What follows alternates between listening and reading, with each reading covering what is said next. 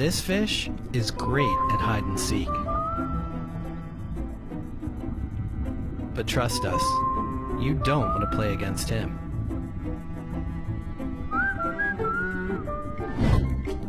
This is a stargazer. A nice name for a nasty customer.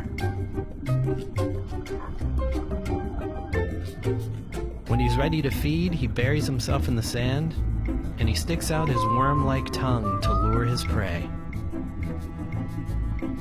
Then he uses his venomous spines to give his dinner an electric shock, up to 50 volts. So, yeah.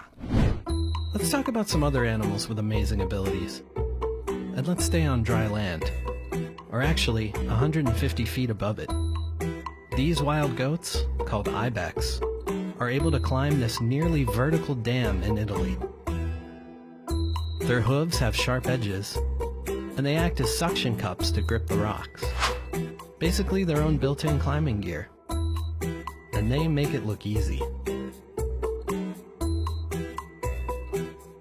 They do this so they can lick the salt from the mineral-rich stones. It's basically one big salt lick. And the view's not so bad either. This little guy is half lizard, half scuba diver.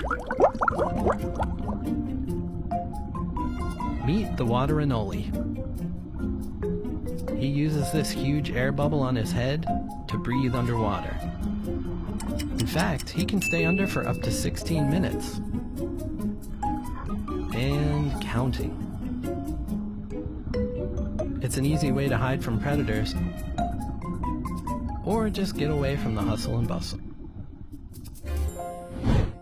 The next time you're strolling on a beautiful white sand beach, be sure to thank this guy, the humphead parrotfish. Because, yep, these fish poop sand. Lots and lots of sand. Their big sharp teeth are made of fluorapatite, the second hardest biomineral on Earth. And they use those teeth to chow down on coral and turn that coral into sand.